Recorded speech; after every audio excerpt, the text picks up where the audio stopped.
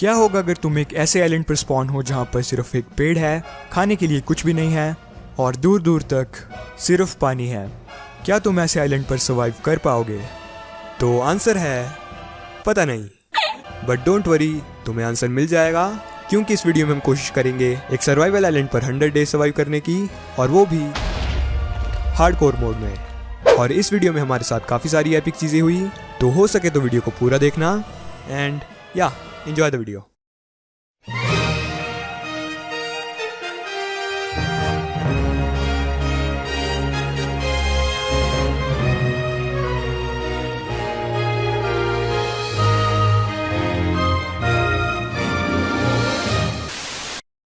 Game शुरू होते ही हमने सबसे पहले पेड़ काटा और उससे हमें मिली 3 ट्री सैपलिंग्स। पेड़ लगाने के बाद हमने अपने लिए एक शॉल बनाया और फिर बीज के लिए घास काटी।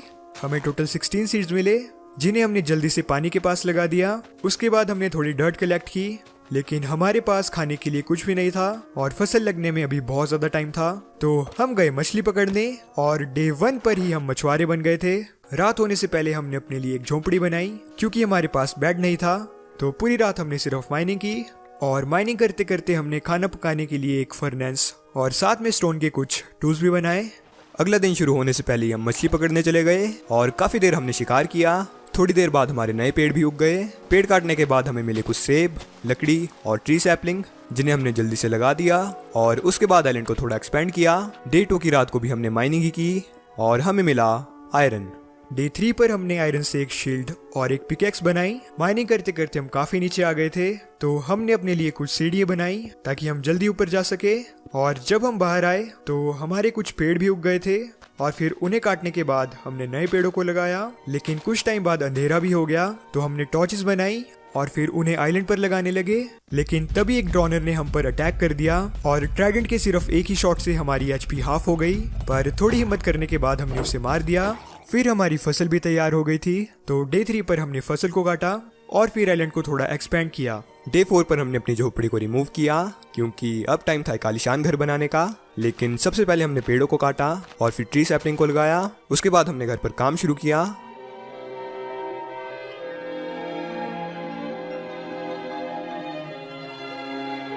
और रात तक हमने घर को लगभग पूरा भी कर लिया था, लेकिन फैंटम ने हमारे ऊपर हमला कर दिया। तो हमने काफी देर उनसे फाइट की और उन्हें मारने के बाद हमें मिली फैंटम मेम्ब्रेन, जो कि पोशन बनाने के काफी काम आएगी। डे 5 पर हमने थोड़ी फसल और पेड़ काटे। उसके बाद हमने काफी देर घर पर काम किया और उसकी छत को कंप्लीट किया। फिर हमने थोड़े और पेड़ काटे और अब हम पेड़ों की एक दुकान भी खोल सकते हैं। उसके बाद हमने घर में खिड़की और दरवाजे लगाए, लेकिन घर को थोड़ा और अच्छा बनाने के लिए हमने फ्लोर के लिए स्टोन ब्रिक्स बनाई और फिर सामान को अंदर प्लेस करने के बाद हमारा घर कंप्लीट हो गया। डे 6 पर हम गए डायमंड की तलाश पर, जहाँ हमने काफी देर तक स्ट्रिप माइनिंग की, लेकिन डायमंड की जगह हमें सिर्फ आयरन ही मिला। डे 7 पर हमने आयरन से आर्मर बनाया, लेकिन बूट्स के लिए हमारे पास आयरन कम पड़ गया, तो हम गए माइन में और आयरन माइन करने के बाद हम घर वापस आए। उसके बाद हमने थोड़ी फसल काटी, खेत को थोड़ा बड़ा किया और फिर फाइनली आर्मर को कंप्लीट किया। उसके बाद हम दोबारा से गए डायमंड की तलाश पर, और पूरा दिन माइन करने के बाद भी हमें सिर्फ एक डायमंड मिला। डे 8 पर भी हमने अपनी तलाश जारी रखी और इस बार डायमंड के नाम पर हमें सिर्फ एक एमराल्ड मिला, और बेचारी एक पफर फिश ने तो हमारे सामने आत्महत्या ही कर दी। रात को हम घर वापस आए और उसके बाद फसल काटने लगे, लेकिन फिर एक समुद्री ज़ॉम्बी और बड़े चमगादड़ों ने हमारे ऊपर गैंग बनाकर अटैक कर दिया, और एक चमगादड़ तो हमारे घर में ही घुस गया था, जिससे अपनी जान गंवानी पड़ी। डे 9 पर हमने फार्मिंग की और थोड़ी मछलियाँ पकड़ी, और अब हमारे पास ढेर सारे पेड़ भी हो गए थे, तो हमने उनके लिए एक ट्री फार्म बनाने का सोचा और फिर पूरा दिन सिर्फ उसी पर काम किया।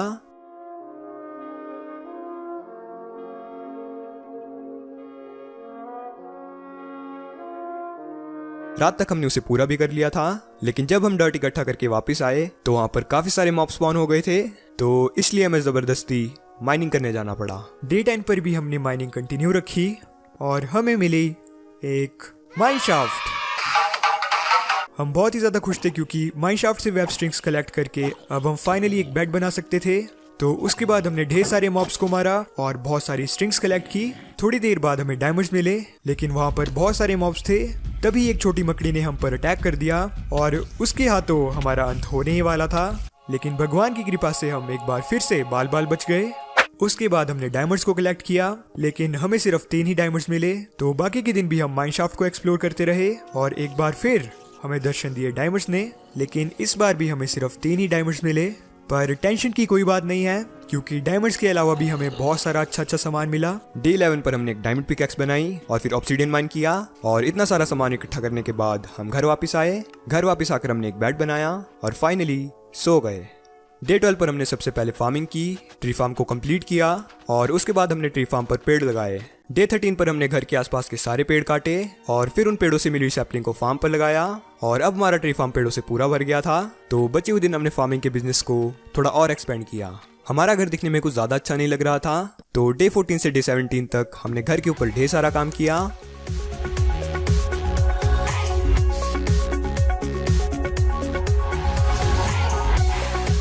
और अब हमारा घर पहले से काफी अच्छा लग रहा था। डे 18 पर हमने बचे हुए पेड़ काटे और फिर अपने खेत को और भी बड़ा कर दिया और फिर उसके बाद हमने पूरा दिन फार्मिंग की। डे 19 पर हमने फार्म को एक्सपेंड करने के लिए जमीन से ढेर सारी डर्ट को कलेक्ट किया और घर के नजदीक ही हमें काफी क्ले मिल गई, तो हमने ढेर सारी क्ले भी कलेक्ट की और फिर डे 19 से डे 20 तक आइलैंड को एक्सपेंड किया। डे 21 पर हमने अपने खेत को और भी बड़ा कर दिया, लेकिन उसके बाद हमने बनाया एक नेदर पोर्टल। डे 22 पर हम गए नेदर में, लेकिन हमारे चारों तरफ सिर्फ नेदर एग था, तो हमने काफी देर तक उसे माइन किया और हमें फाइनली बाहर जाने का रास्ता मिल ही गया। लेकिन हम नेदर की सबसे बेकार बायोम के पास स्पॉन हुए थे और वहां से निकलना बहुत ही ज्यादा मुश्किल होने वाला था, तो हमने अपने लिए एक रास्ता बनाया और उसे चारों तरफ से कवर कर दिया। डे 23 पर हमने एक मॉब फार्म बनाना शुरू किया और फिर डे 23 से डे 26 तक हमने फार्म पर ही काम किया।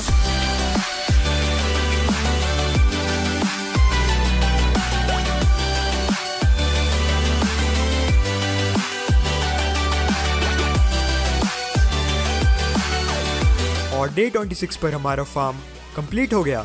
डे 27 पर हमने पहले फार्मिंग की और उसके बाद हम गए माइनिंग पर। फिर डे 27 और 28 पर हमने माइनशाफ्ट को एक्सप्लोर किया और हमें एक स्पाइडर स्पॉनर मिला और स्पॉनर के पास हमें मिली एक गाजर।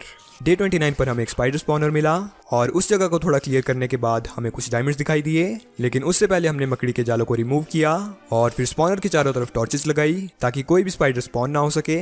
उसके बाद हमने डायमंड्स माइन किए और हमें मिले सिर्फ 2 डायमंड्स, लेकिन उसके बाद भी हमने खोज जारी रखी और हमें एक बार फिर से डायमंड्स मिले, पर इस बार भी सिर्फ 3। डे 30 पर हमें एक ज़ॉम्बी विलेजर मिला, तो हमने उसे जमीन में ट्रैप कर दिया। उसके बाद हमें एक चेस्ट मिली जिसमें थी एक अनब्रेकिंग 2 की बुक, रेल ट्रैक्स और बीटरूट सीड्स। उसके थोड़ी देर बाद हमें एक और चेस्ट मिल गई और इस बार हमें मिले मेलन सीड्स, लेकिन जब हम ज़ॉम्बी विलेजर को देखने गए तो वो गायब हो गया था। #sad life। डे 31 पर हमने मॉब फार्म के पास एक नया खेत बनाया जिसमें हमने गाजर, बीटरूट और मेलन लगाया और फिर थोड़े बहुत मॉब्स को मारा। डे 32 पर हम गए नेदर में और फिर वापस भी आ गए क्योंकि हम मटेरियल लाना भूल गए थे। लेकिन उसके बाद हम दोबारा नेदर में गए एक फोर्ट्रेस ढूंढने और नेदर में जाने के थोड़ी ही देर बाद हम काफी बार मरते मरते बचे। गोल्ड बूस्ट के लिए हम थोड़े बहुत गोल्ड नगेट्स माइन करने लगे, लेकिन तभी एक पिगलिन ने हमारे ऊपर अटैक कर दिया।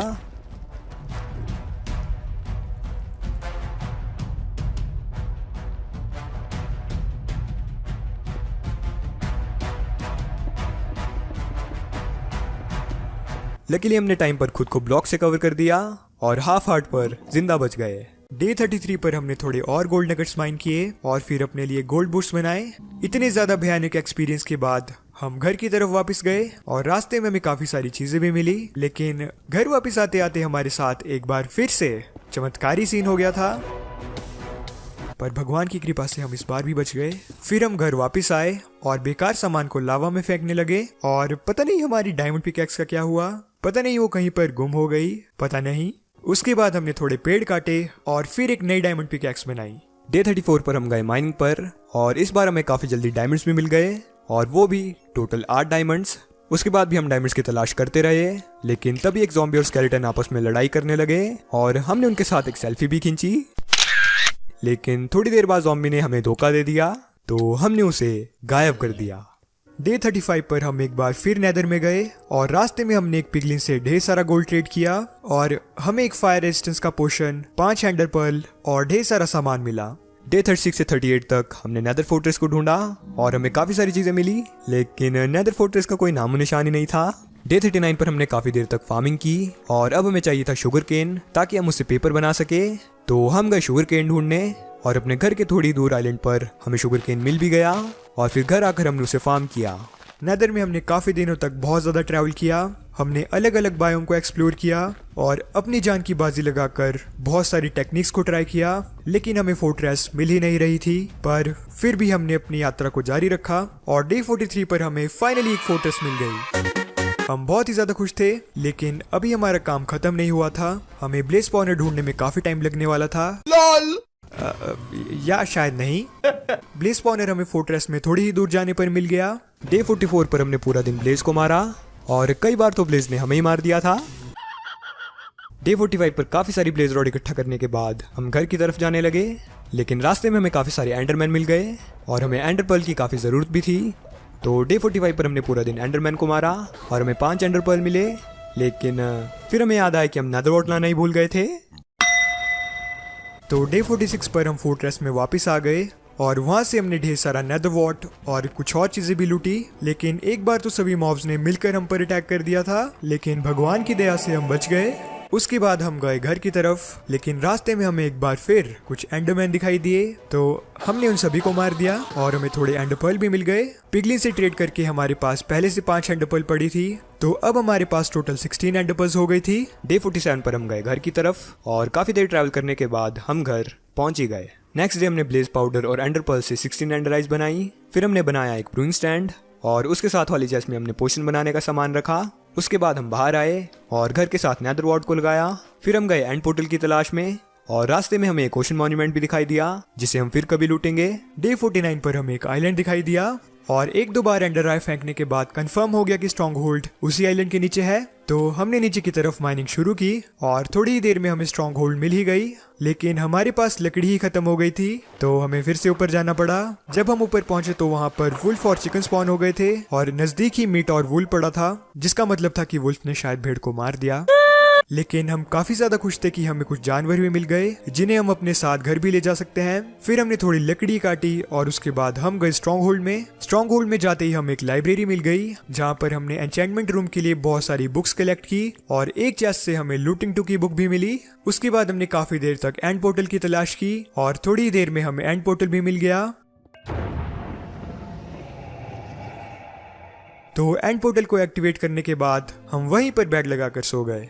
डे 50 पर हम ऊपर आए और हमने वुल्फ को टेम करने की कोशिश की, लेकिन हमारे पास बोन ही नहीं थी, तो इसलिए हम अपने साथ चिकन को ले गए, क्योंकि चिकन के पंख से हम एरोज भी बना सकते थे और अपने साथ सिर्फ एक चिकन को ले जाकर हम उसके अंडों से और चिकन भी हैच कर सकते थे। तो काफी देर ट्रैवल करने के बाद हम घर पहुंचे। फिर हम चिकन को घर के अंदर ले गए और उसके बाद हमने अपने लिए एक डायमंड स्वॉर्ड और एक पिकैक्स बनाई। डे 51 पर हमने एक डायमंड चेस्ट प्लेट बनाई और फिर एक एनविल बनाया। एग को हैच करने पर हमें एक और चिकन मिल गया, तो हमने उसे ढेर सारा खाना खिलाया और बड़ा किया। फिर उन 2 मुर्गियों ने एक बच्चा पैदा किया, उसे भी हमने खाना खिलाकर बड़ा कर दिया। फिर हमने अपने घर के पीछे उनके रहने के लिए एक जगह बनाई और फिर उन्हें बीज का लालच देकर कैप्चर किया। उसके बाद हमने उन्हें फिर से ब्रीड करवाया। डे 52 पर हमें मॉब फार्म से काफी सारे एरोज और पावर 1 वाला बो मिला।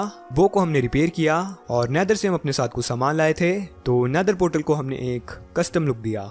डे 53 पर हमने आइलैंड पर रास्ता बनाया, फिर अपनी पिकैक्स और स्वॉर्ड पर बुक्स एन्चेंटमेंट्स ऐड की और फिर नेदर पोर्टल को कंप्लीट किया। नेक्स्ट डे हमने घर के नीचे एन्चेंटिंग रूम बनाया। स्ट्रॉन्ग होल्ड से लाई हुई बुक से हमने बुक शेल्फ बनाई और उन्हें एन्चेंटिंग रूम में प्लेस कर दिया और डे 56 को हमारा एन्चेंटिंग रूम पूरा हो गया।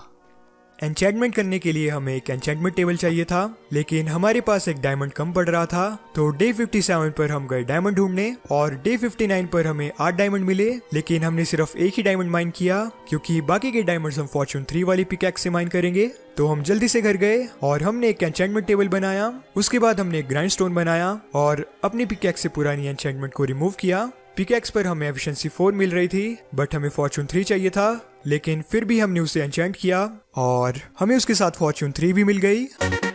हम बहुत ज़्यादा खुश थे, तो इसलिए हम गए डायमंड्स माइन करने और फॉर्चून 3 से माइन करने पर हमें 15 डायमंड्स मिले और डायमंड लेगिंग्स के लिए हमारे पास कुछ डायमंड कम पड़ गए, तो इसलिए हमने माइनिंग कंटिन्यू करने का फैसला किया। कुछ ही देर में हमें दोबारा डायमंड्स मिल गए और हमने जल्दी से डायमंड आर्मर को कंप्लीट कर लिया, लेकिन उसके बाद भी हम रुकने नहीं वाले थे, तो हमने काफ़ी देर तक माइनिंग कंटिन्यू रखी और हमें 2 बार डायमंड्स मिले और अब हमारे पास टोटल 36 डायमंड्स हो गए थे।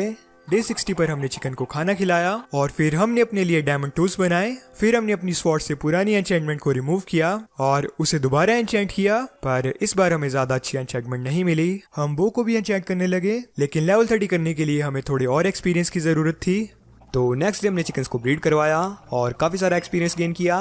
फिर हम बो का एन्चेंट करने लगे और हमें उस पर अनब्रेकिंग 3 मिल रहा था और उसके साथ ही हम इन्फिनिटी की उम्मीद भी कर रहे थे, लेकिन हमारे साथ स्कैम हो गया। उसके बाद हमने ट्री फार्म पर थोड़ा काम किया। फिर हमने मॉ फार्म के ऊपर AF के रूम बनाने का सोचा और उस पर काम शुरू कर दिया। नेक्स्ट डे हमने उसे पूरा कर लिया और फिर बाकी के दिन फार्मिंग की। डे 63 पर हमने एक बार फिर चिकन्स को ब्रीड करवाया और फिर उनके एग्स को हैच किया। अब हमारे पास बहुत ही सारे चिकन हो गए थे। उसके बाद हमने गन्नों के बिजनेस को थोड़ा और बढ़ाया, लेकिन पानी में एक स्लाइम स्पॉन हो गया था, तो हमने उसे मारा और फिर स्लाइम बॉल्स इकट्ठा की। डे 64 पर हमने घर पर थोड़ा काम किया। उसके बाद हमने चिकन्स को ब्रीड करवाया और अब हमारा लेवल 30 हो गया था, जिसका मतलब था कि हम आर्मर को एन्चेंट कर सकते थे। तो हमने डायमंड आर्मर को पूरा एन्चेंट किया और उसके बाद भी हमारे पास थोड़े लेवल्स बच गए थे, तो उनसे हमने थोड़े टूल्स को एन्चेंट कर दिया और हमें काफी सारी अच्छी एन्चेंटमेंट्स मिली। लास्ट के कुछ दिन हमारे लिए बहुत ज्यादा लकी थे और अब टाइम था एंडर ड्रैगन को मारने का, या शायद नहीं। सब कुछ सही जा रहा था, लेकिन मॉ फार्म की तरफ से एक क्रीपर आ गया और खुद को एन्चेंटेड डायमंड आर्मर और शील्ड से कवर करने के बाद भी हम नहीं बच पाए।